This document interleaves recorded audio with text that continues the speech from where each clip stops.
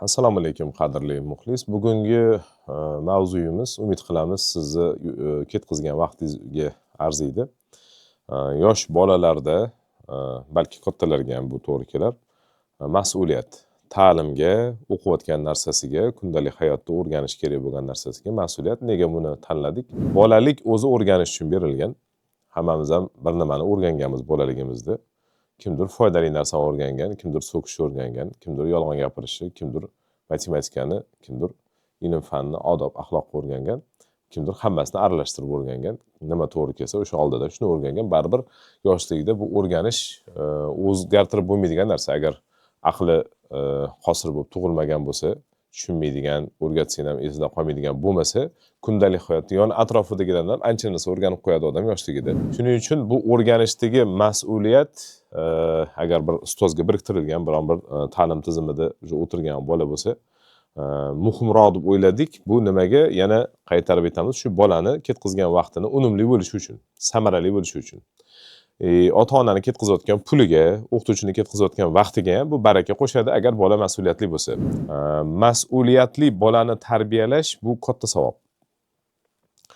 Qachon biz bolaga qarab otangga rahmat, onangga rahmat deymiz, qachon uni duo qilamiz? Shu dinimizda ham aytilgan, o'lgan odamning orqasidan boradigan 3 xil savobdan bittasi shu solih farzand. Solih farzand mas'uliyatsizligi uni solihligini buzib qo'yadi. Demak, solih farzand bo'lish uchun mas'uliyatli bo'lishi shart bo'ladi. So'ziga, amaliga, hattoki joyi kelganda fikr xayoliga mas'uliyatli bo'lishi shart. Bu narsani endi maktab jarayoni, uydagi tarbiya jarayoni o'rgatib kelish kerak. Tashqaridan qaraganda ko'pchilik aytadi, bola o'zi mas'uliyatli bo'lib tug'iladi deydi yoki mas'uliyatsiz bo'lib tug'iladi. Shundan shunaqa gap kelib chiqqan odamlar orasida, bolani o'zida bo'lsa o'qib ketadi deydi. O'zida nima bo'ladi? O'zida nima bo'lish kerak? Qobiliyatmi? Qobiliyat pastroq bo'lgan odamlarni ham ko'proq narsaga erishganini ko'rganmiz. Yoki o'ta qobiliyatli bo'lib turib, uzri anta narkomanmi, alkashmi bo'lib ketganini yoki yomon yo'lga kirib ketganini ham ko'rganmiz.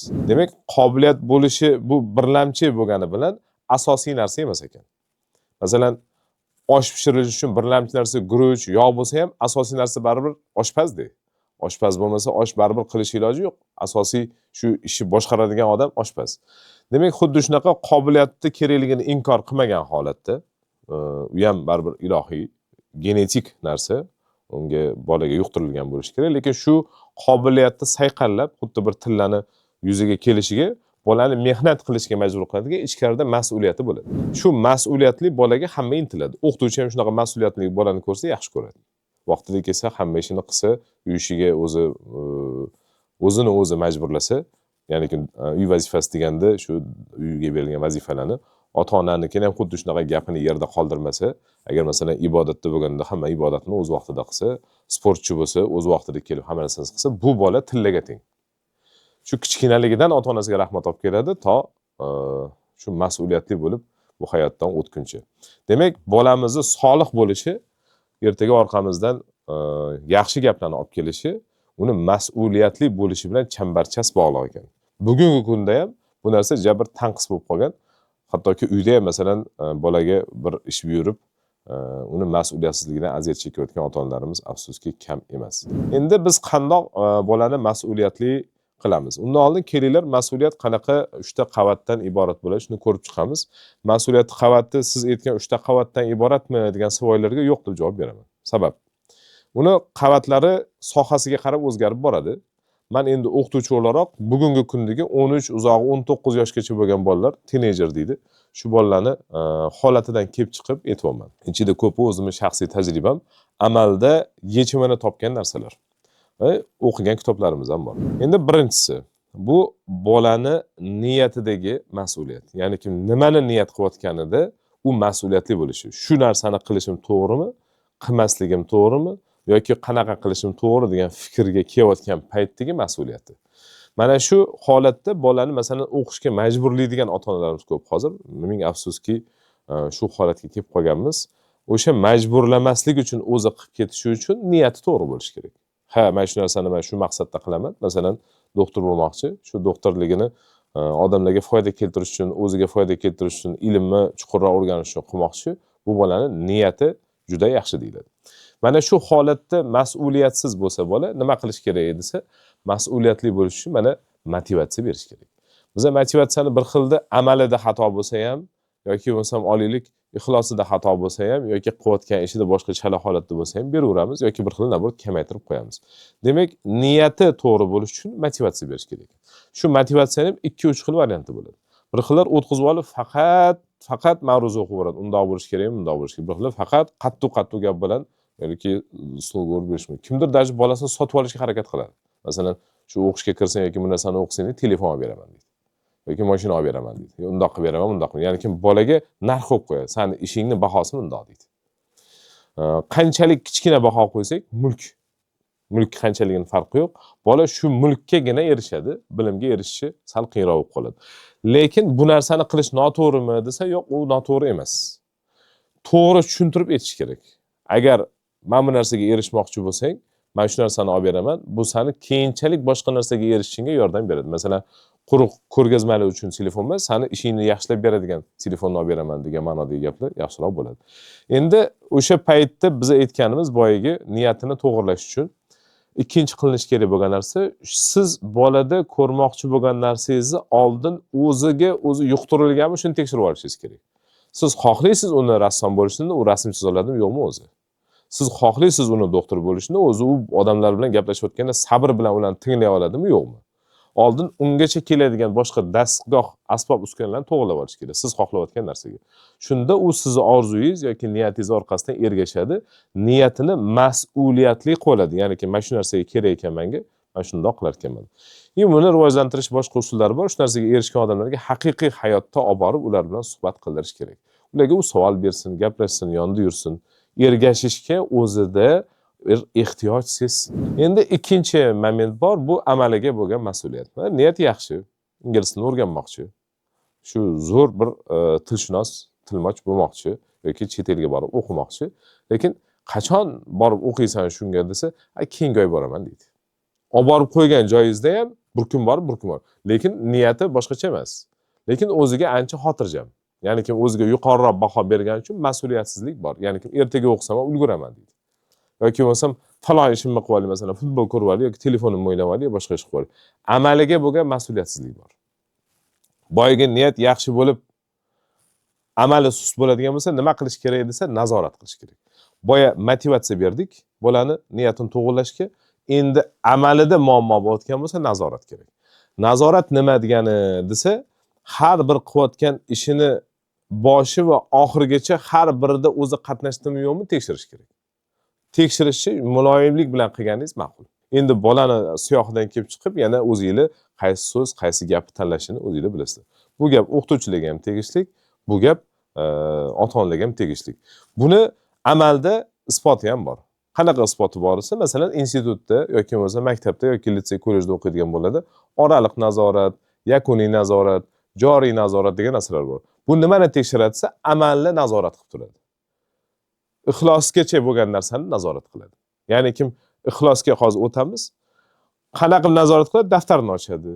Daftarni ochganda ota-ona aqli yetmasa, bir haftada bir marta javob bo'lmasa, borib o'sha yerga o'qituvchi bilan gaplashadi.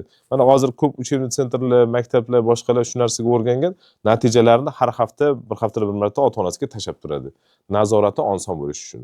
Undan ham yaxshi narsasi, o'rgangan narsasini amalda qilib bera olishini tekshirsangiz, bola kamida 3,5-4 bahoga yetib kelgani bildiradi. Boshqalardan zo'r qilsa 5-6 ga yetar. Layoqatni tekshirish, masalan, ingliz tili bo'lsa, shunda she'r aytib bersin yoki bir tekst gapirib bersin. Rassom bo'layotgan bo'lsa, uyda chizib bersin. Musiqachi bo'lsa, uyda chalib bersin. Yoki bo'lsam bilmadim, yana sportsmen bo'lsa, boshqa sohasini o'zi uyda qilib bersin. Va bu narsa doimiy bo'lish kerak. Buni qanaqadir osonroq usullar bilan qilgan ma'qul. Ya'ni kim nazorat sani jazolash yoki kamchiligini topish uchun emas, nazorat sendagi mana shu qilayotgan ishingni odat darajasiga chiqish uchun, ya'ni kim sen buni og'rim deb emas, xohlab qiladigan darajaga chiqishing uchun deyilishi ma'qul. Va uchinchi oxirgi mas'uliyatda uchinchi momenti bu albatta ixlosdagi, ya'ni ki shu narsani xolis o'zini rohati, atrofdagilarni ulardan hojati bitishi uchun qilishi. Ya'ni kim birovni yutish uchun futbol o'ynamaydi, shu futboldan zavq olish uchun o'ynaydi. Maqsad pul topish bo'lmaydi, maqsad odamlarni davolash bo'ladi. Bunaqa odamlar oldidan chiqqan muammoni yechishdan tashqari unga olib kelgan sabablari bilan shug'ullanadi. Bu narsa ularni professional bo'lishiga olib keladi. Demak, ixlosdagi mas'uliyatni qanaqa qilib kuchaytiramiz desa, ming afsuski bu yerda endi menda yechim yo'q. Bir xil kitobda yozibdi, jazo bilan qilsa bo'ladi degan, ya'niki mana shuni qilmadi, yaxshilab tushunmadi, o'rganmadi. Shuning uchun uni endi masalan 100 marta yoki 200 marta yozdirib, chizdirib qilsa bo'ladi degan narsalarni o'qidik. Amalda buni katta natija berishini ko'rmadim. Amalda boshqa narsani natija berganini ko'rdim. Bolani bilganini boshqalarga o'rgatganda uni ixlosi kuchayganini ko'rdim. Ya'ni kim bolaga haq to'ladim. Qanaqa qilib haq to'ladim desa, bilganini boshqalarga seminar qilib, o'yinlari bor o'zi maxsus. Shu o'yinlar yordamida uni bilimini boshqalarga o'tkazgan paytda ularni minnatdorchiligi bunga haq bo'ldi. Bu birinchisi. Ikkinchisi, odam tushuntirayotgan paytda yaxshiroq tushunadi. Learning pyramid deydi, o'rganish piramidasi deydi. Shuni eng yuqori tochkasi, eng yuqori nuqtasi 90% o'rganadi, birovga o'rgatganda deydi. Shunaqa qilgandan keyin u bola o'zi bilmagan narsani ham tushundi. O'zi tushungan narsani chuqurroq angladi. Oldin bilimi chuqur bo'lsa, kengaydi. Yoniga dunyoqarash qo'shildi, ozgina tahliliy fikrlash oshdi. Nuqtai nazari kristallandi. Mana shuni orqasidan men unga haq to'ladim va ularda ixlos oshdi. Ixlos oshganini qattan bilasansa, sen bergan vazifani bir kitobdan yo bir narsadan bergan bo'lsa, u qo'shimcha boshqa manba bilan qo'shib o'qib kengaytirgisi keladi. O'ziga tanqidiy fikrlash boshlaydi, situatsiyaga to'g'ri baho berishni boshlaydi, muammolarning ro'yxatini aniq biladi. Mana shu ixlosi kuchayganini bildiradi va bunda mas'uliyat qaytmas darajada mukammal, to'kis holatga keladi. Ota-ona sifatida bolani mas'uliyatli qilib tarbiyalashga balki 5 yil, 10 yil, 20 yil, 30 yil ketar, lekin mas'uliyatsiz qilish oson. Oddiygina xato qilgan paytda uni shu xatosini o'zi to'g'rilamasligi yoki bo'lmasam tayyor trotuar yoki tekis yo'l turgan paytda uni mashinada olib borib qo'yish yoki bo'lmasam endi men xavfli yo'lda bo'lgan paytda olib borib qo'ymaylar demoqchi emasman. Albatta uzoq bo'lsa, qiyin bo'lsa, o'zim ham bolalarimni olib borib qo'yaman. Lekin o'zi qila oladigan ishni, masalan, uy ishini qilmaganligi uchun uni yonini o'qituvchini oldida borib olish, u aybdor bo'lgan paytda unga yon bosish uni mas'uliyatsiz qiladi. Va bu ertaga kattaroq bo'lgan sari uyda ham muammolarni keltirib chiqaradi. Ya'ni kim bugun o'qituvchisini yoki bo'lmasam boshqa holatda bog'chapasini yuziga oyoq qo'ygan odam bir kun boshqalarni ham yuziga oyoq qo'yadi. Va bir narsani e'tiborimga kelgan narsa, odam ilmda mana shu 3 ta mas'uliyat darajasiga chiqqandan keyin odobda ham o'zi sayqallanib borar ekan. Bir narsani o'rganish uchun mehnat qilgan uchun birovning mehnatini qadriga yetish boshlar ekan. Hamma narsaga sabab qonuniyat bir-biriga ulanib kelayotganligi uchun mana bu yoqdagi qilayotgan ishlarni ertaga boshqa muammolar olib kelishi mumkin. Masalan, qo'polligi boshqasi oldini olishni boshlar ekan, prognozlashi, aqli o'sganligi uchun o'zini harakatlarini boshqarishi boshlar ekan. Shu nuqtai nazarda bitta kichkina nuqta bilan tugatamiz. Mas'uliyatsiz bo'lib qolgan bolani mas'uliyatli bo'lishiga hozir gapirgan bo'lsak, bu albatta oson ish emas va juda katta ish va bu siz tomonidan jamiyatga qilingan eng katta ehsonlardan, sadaqalardan bo'ladi. Buning orqasidan savobi menimcha ko'p bo'ladi.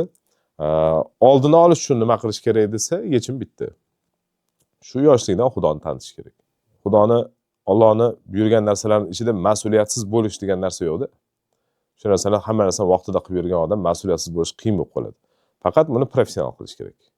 Sizga yoqqan, yoqmagan joyini emas, to'liq o'rgata olsangiz, unda to'g'ri bo'ladi. Va yoshligidan o'zini qilish kerak bo'lgan ishlarni o'zi qilish kerak. Masalan, men yoshligimda 7, 8 yoki 9 yoshli bolalar o'zi popkasini olib maktabga borgan bo'lsa, men 11-sinfda ko'rganman bir marta shu mashinada olib kelib tashaganini, uni ham yolg'iz qiz edi, onasidan qolgan. Oti ham yodgor edi u qizchani, yodgor edi. Mashinada kelib ketardi. Hozir uzru elementar narsaga ham oddiy yo'ldan o'ta olmaydigan bolalarimiz ham ko'payib qoldi. Har kuni olib borib qo'yib, men olib borib qo'ymaslik kerak demayman, lekin bola qiladigan ishni bola qilishi to'g'ri deb hisoblayman. Toki shu narsani o'rgatilmasa ekan, erkatoylik tantiqlikka borib mas'uliyatsizlikka yetib boradi. Umid qilaman foydali bo'ldi. Rahmat.